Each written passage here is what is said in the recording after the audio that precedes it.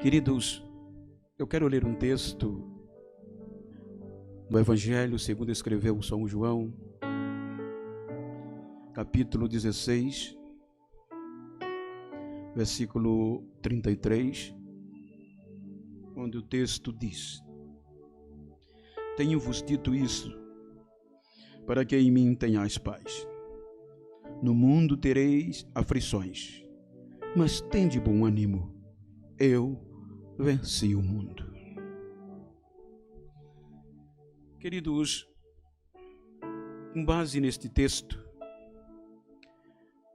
que está inserido nas últimas instruções que Jesus dá aos seus discípulos acerca da sua partida, acerca do que estava por vir. Quando nós observamos todo o contexto, os desafios seriam constantes e consequentes. A Bíblia nos mostra que João, ele relata estes feitos, sendo ele um dos mais íntimos de Cristo. E ele retrata em toda a sua escritura, através de muitos milagres, comprovando que Cristo é Filho de Deus. Diante de um contexto de desafios, observamos que desde os meados do capítulo 14, quando começa o discurso, naquela reunião tenebrosa, em um contexto psicológico, onde os discípulos começaram a ouvir palavras que não imaginaria, pois a sua crença ainda estava abalada. Quando nós lemos no capítulo 15, a partir do versículo 18, Cristo diz, naquela mesma reunião de instruções: Se o mundo vos aborrece, sabei que primeiro do que a vós, aborreceu a mim. Se vocês fossem do mundo, o mundo os amaria, o que era seu. Mas porque não sois do mundo, antes eu vos escolhi do mundo, por isso é que o mundo vos aborrece. Lembrai-vos destas palavras que vos disse: não é o servo maior do que o seu senhor. Se a mim me perseguiram, também vos perseguirão a vós. Ou seja, nessas instruções finais, antes da sua partida ao Pai, Cristo previne e adverte aos discípulos acerca dos desafios que estava por vir. O começo do capítulo 16, ele volta a falar sobre isso, para que, prevenindo-os do que o mundo iria trazer de perseguições. Quando nós analisamos, são 5 pilares que determinam o convívio ao viver dos povos: o pilar econômico, político, cultural, tecnológico e a religião. Então, se consiste neste contexto o termo mundo. São eles que determinam o modo de viver dos povos. Então, tendo em vista que Cristo adverte que o mundo não o reconheceu, que o mundo não acreditou nele e por isso perseguiu-lhe, então não seria diferente para aqueles que, escolhidos por ele, foram para continuar falando o mesmo contexto e o mesmo ensino do Evangelho. E para falarmos, quero, com base na história, mostrar-lhes o contexto da tonalidade, da contundência da palavra ânimo inserida dentro deste contexto das últimas instruções. Ânimo. Quando nós observamos o grupo dos discípulos de Jesus, diretamente os apóstolos, formado por 12 homens, 11 deles eram oriundos de um contexto chamado Galileia. Era um contexto tido por simples, aonde eles não se dedicavam aos estudos da lei, da Torá, tão profundamente como o povo da Judeia. O convívio com os romanos e os gregos era uma verdade. E dentro do contexto, isto fazia com que eles não vivessem uma vida espiritualmente fervorosa. E isto era ponto discriminatório por parte dos da Judeia. Os irmãos hão de convir que os próprios fariseus desafiaram Nicodemos a procurar nas Escrituras se porventura surgiu algum profeta da Galileia. E esqueceram que Jonas provavelmente era da Galileia. Não. Então era um povo galileus de características diferenciadas. Era um povo nacionalista. Era um povo trabalhador, resiliente. E foi neste contexto que Cristo escolhe os seus apóstolos, ensinando-os, os instruindo naquilo que eles já tinham. Cristo vai estimulando a melhoria. Eles eram tão nacionalistas que não aceitava a opressão romana. Então este foi um dos pontos que os próprios discípulos, quando se chegaram a Jesus e chamados por ele, possivelmente em uma ótica revolucionária, onde a proposta de Cristo era libertar os judeus e todo o mundo. Então dá-se a entender que a primeira modo como eles eram corajosos, destemidos, patriotas, então a visão deles era que Cristo estava falando de um contexto material, monárquico, a ponto que nas Escrituras você vê muitas vezes alguns ou familiares se demonstrando como tais. Se nós observarmos o assunto destas últimas instruções, depois de aproximadamente 3 anos passaram-se, e eles sendo catequizados no novo ensino, no conjunto dos ensinamentos de Cristo, que é o Evangelho de Cristo. E agora Jesus diz a eles que está chegando a hora que eles vão o procurar e não vão encontrar fisicamente. Então nestas últimas instruções, quando Jesus está falando da sua ida, eles não acreditam. Alguns diziam: do que é que ele está falando? Nós não estamos entendendo. Aí Jesus disse: o mundo vai se alegrar e vocês vão ficar tristes.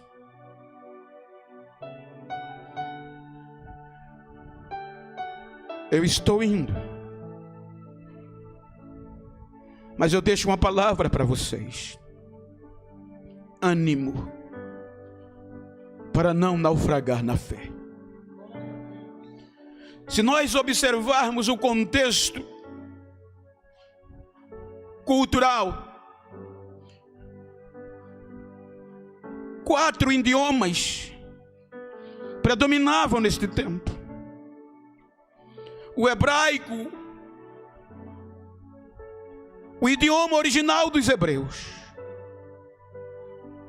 o aramaico, o popular; o grego e o latim. No hebraico, eles falavam, todos os hebreus, antes do cativeiro. Quando eles foram levados para a Babilônia, ou levados à Babilônia como cativos, a influência babilônica, a cultura babilônica, que o aramaico era quem era o idioma oficial.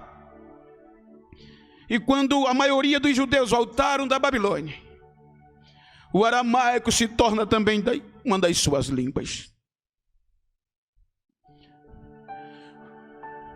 Com o advento do Império Grego Macedônio,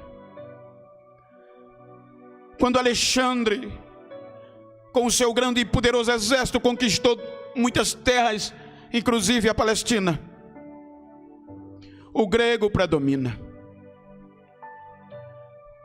Então o governo, o imperador, dava privilégios, favorecia com incentivos financeiros a todas as províncias que a eles agora pertenciam.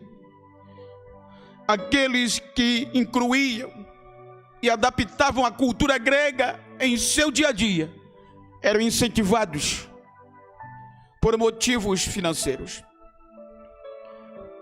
Então agora o grego na cultura começa a fazer parte da nova geração. Agora a cultura grega, o idioma grego, se torna uma língua popular. O aramaico era a língua do povão. O grego, para assinar documento, todo o contexto jurídico era o grego. E este idioma foi eliminando, foi tirando esta cultura grega alguns bons costumes dos hebreus. Costumes como os tais, os nomes. Agora os hebreus colocavam nomes de filho não mais como antes, que tudo se direcionava a Deus. Deus é meu juiz, Deus é minha fortaleza, como nós ouvimos, Deus é isso. Não, mas agora motivados por esses incentivos, e essa cultura vai permeando dentro do contexto. E agora os pais hebreus colocavam o nome dos filhos de mitologia, dos deuses da mitologia grega, Apolo e outros, porque eram lindos. A cultura cotidiana vai roubando os bons costumes. E cerca de 64 anos antes de Cristo, o general Pompeu, tendo a fragilidade com a morte de Alexandre e dos seus generais, o Império Romano predomina sobre a Palestina. E o latim era o idioma oficial do Império Romano, oriundo do contexto indo-europeu. Era um contexto, era um idioma, e este idioma latim também tinha sua parte, porque na maioria dos soldados esses idiomas eram quem eram falados no nome de Cristo. Então agora o hebraico era a língua litúrgica, o aramaico era uma língua popular. O aramaico não se precisava ir à escola para aprender. Os irmãos, só para ter uma ideia, era como um contexto. Nós falamos o português, mas para aprendermos o português temos que estudar. Mas para falar como a gente fala, não precisa ir à escola, a gente aprende em casa com os pais. Era isto a diferença entre o hebraico e o aramaico. O aramaico se torna uma língua litúrgica pela hierarquia do judaísmo, aonde se estudava a Torá. O aramaico não precisava mais poli-lo, porque era aprendido num contexto popular. E há quem diga que a maioria dos sermões de Jesus foi no aramaico, porque o povo entendia melhor. Então isto agora começa a interferir. E com o advento dos romanos, o latim entra no contexto. E veja que a palavra ânimo que Jesus fala nas últimas instruções, ela é oriunda do latim animus, que para nós é ânimo. Etimologicamente falando, a palavra original do latim animus é coragem, é fé, é determinação excessiva diante de umas circunstâncias perigosas ou circunstâncias perigosas. Então a palavra ânimo, no seu contexto etimológico, vem do latim, e é o que Jesus passa para os seus discípulos. Tenham ânimo, ou seja, tenham determinação excessiva, tenham coragem, porque isso que está por vir vai precisar ter ânimo para vocês sobreviver e não naufragar na fé. Então agora aquelas palavras, esta palavra ânimo é impregnada no coração dos apóstolos. É aqui que a história da qual eu quero tomar parte dela mostra que a igreja tem no seu DNA perseguições. A palavra, veja que a Bíblia diz que neste discurso eles ficaram tristes. E no Antigo Testamento a palavra felicidade e alegria era característica do tempo da salvação. E eles se entristeceram.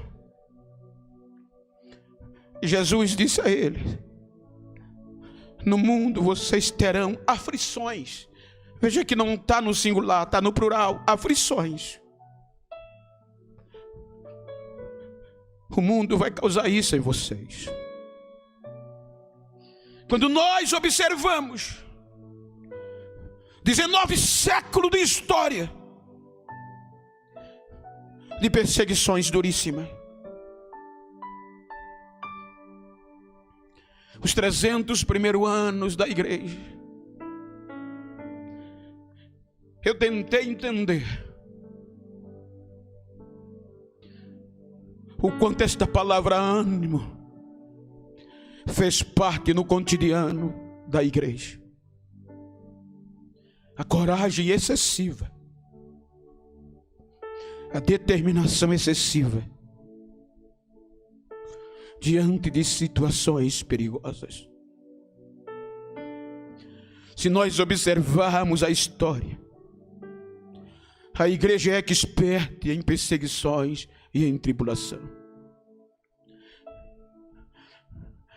Os primeiros séculos da igreja, creio que 90% dos apóstolos não tiveram morte natural. E qual era o crime? O nome de Jesus. O mundo os odiava. O mundo, baseado nesses 5 pilares, os aborrecia, porque eles se tornaram estrangeiros na própria terra, assim como Jesus não foi aceito. E agora os seus seguidores, aqueles que iriam continuar falando neste nome, padeceria das mesmas perseguições. Lembrai-vos que o servo não é maior do que o seu Senhor. Se perseguiram a mim, por certo vocês também perseguirão. O primeiro ponto foi religioso. quando o ortodoxismo judaico não aceitava a propagação deste nome. Então vieram as prisões para calá-los. Mas o que motivava-os diante de prisões, de ameaças de morte? Eles terem este ânimo em meio às aflições. Tenham ânimo. Tenham ânimo. Tenham coragem, porque eu venci. E se eu venci, vocês também vencerão. Foram crucificados vivos, porque o mundo não os aceitava. Esfolados, tirado o couro vivo de muitos. Mas este ânimo os motivavam a não desistir. Eles buscavam forças excessivas e coragem, a determinação para não desistir e não fraquejar na fé. Outros apauladas, outros aos leões e às feras. Os 300 primeiros anos foram tão doloridos. Foram tão doloridos. 64 anos depois de Cristo, foi quando Nero incendiou Roma e usou os cristãos como bode expiatório, culpando-os. E esta perseguição desencadeou em todo o Império Romano e aos poucos foi tomando conta de todo o canto da terra onde havia cristãos. Foi nesse período que Tertuliano escreveu que os cristãos eram culpados de tudo o que acontecia. Em uma daquelas suas escritas, ele menciona dizendo: se o rio Tigre, ou seja, se as enchentes do rio Tigre chegam às paredes, se o rio Nilo a goa não transborda no campo, se o céu não se move e a terra se o faz, cada praga, cada fome, os cristãos são os culpados. E a determinação era: joga ele aos leões. Eles eram culpados de tudo que acontecia, e a sentença era aos leões. E muitos deles, diante dos leões, tinham ânimo, coragem excessiva, determinação excessiva no original, para não desistir, para não fraquejar. O mundo aborreceu a mim, e com certeza aborrecerá vocês, porque vocês são estrangeiros na própria terra.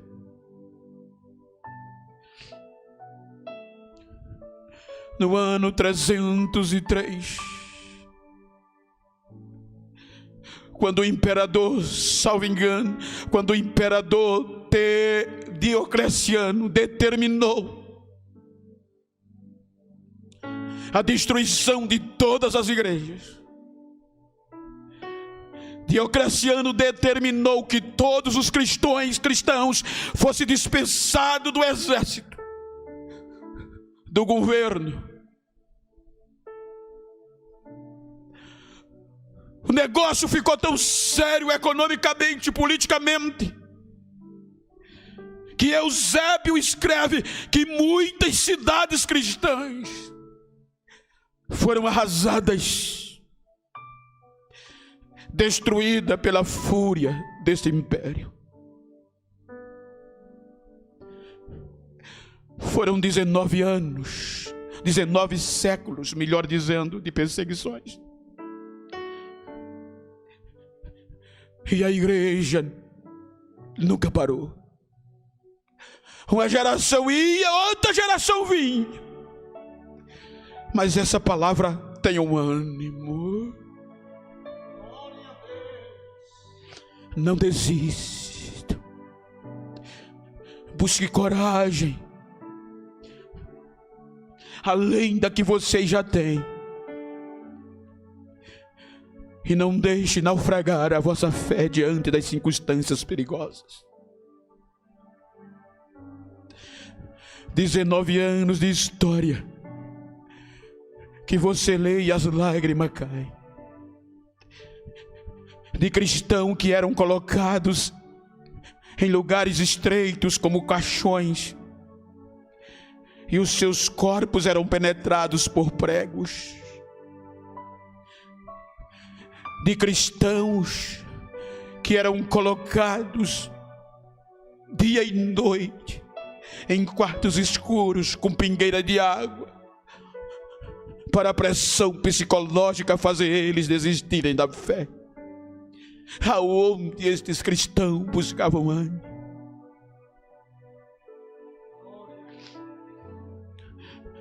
O capítulo 15 a 16, Jesus fala que o Consolador viria, que o Espírito Santo ia estar com eles, para fazê-los suportar os momentos difíceis. Com uma institucionalidade da igreja,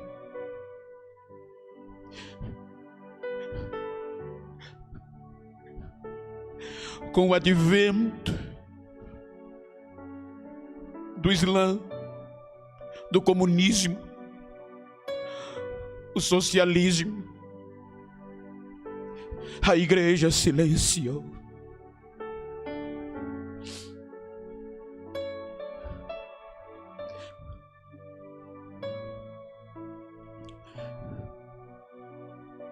No meio das perseguições,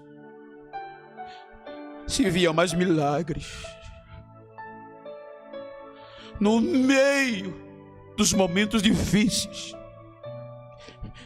quem não tinha oportunidade começa a ter.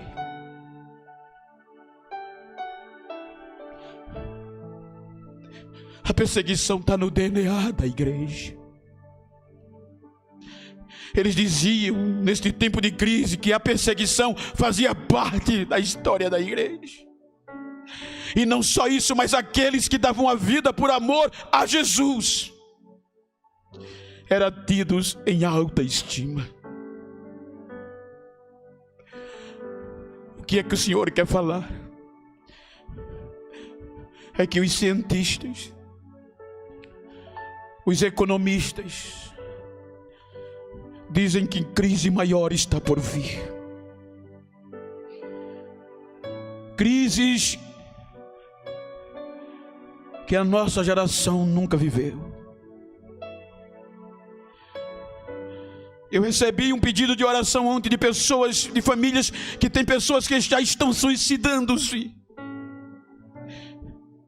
De pessoas que não têm a Cristo, que não está suportando as perdas e as circunstâncias perigosas e difíceis, e estão tirando as próprias vidas.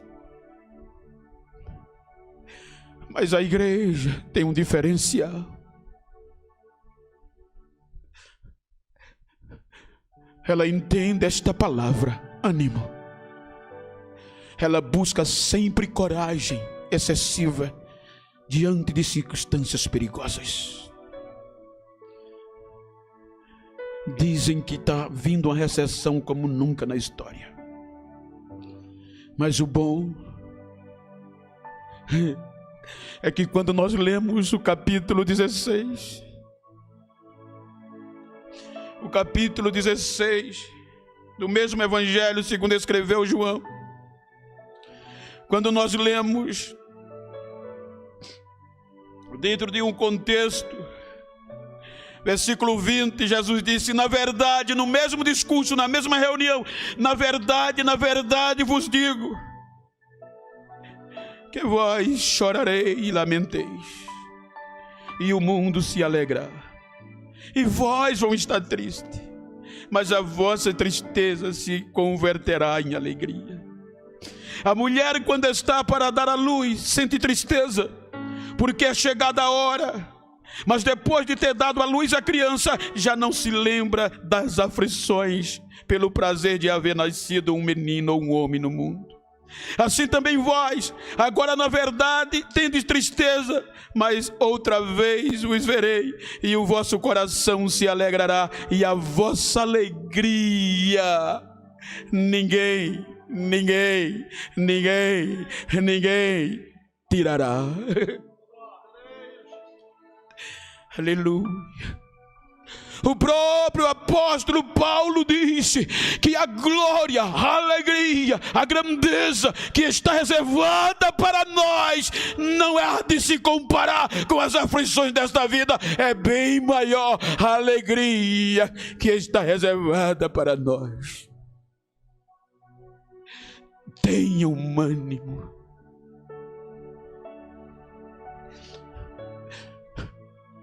Tenham coragem. Tenham força. Sejam determinados excessivamente. É isso que quer dizer a palavra ânimo no latim, de onde ela é oriunda. Tenham forças para não desistir. Este é o Evangelho. De suportar crises e momentos difíceis.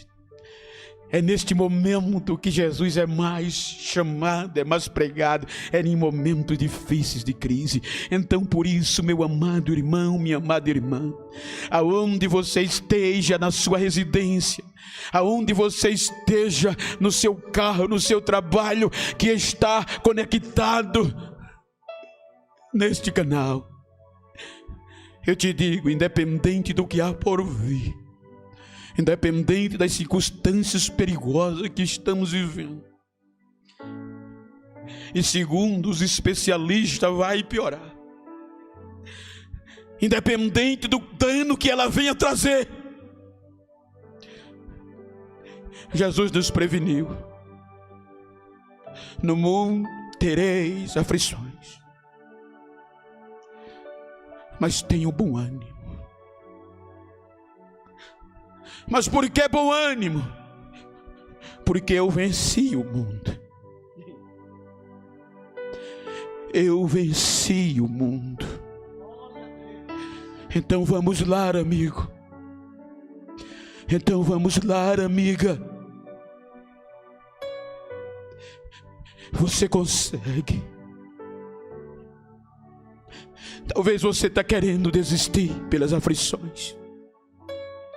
Talvez você não esteja suportando as circunstâncias. Aciona o ânimo. Aciona a coragem excessiva que moveu a igreja durante esses 20 séculos. E o mesmo Espírito está conosco.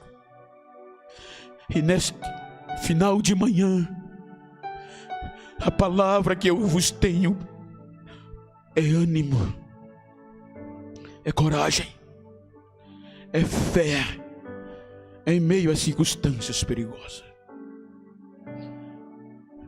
Aonde você esteja,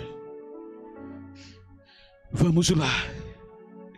Mas o que é que me faz ter ânimo diante das circunstâncias que só vem tristeza? É que Jesus afirmou: a vossa tristeza se tornará em alegria. É por isso que alguém me questiona: como é que pode, Genival? O mundo todo preocupado e vocês cantando.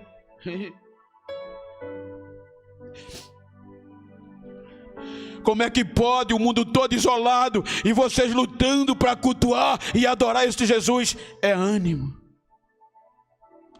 é coragem que Ele nos deu. Ele disse: fui eu que tirei vocês do mundo, e por isso que o mundo vos odeia. Vocês não pertencem mais a Ele.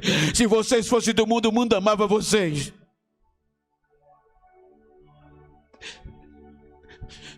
Na maioria o mundo estará alegre e vocês tidos como povinho tristes.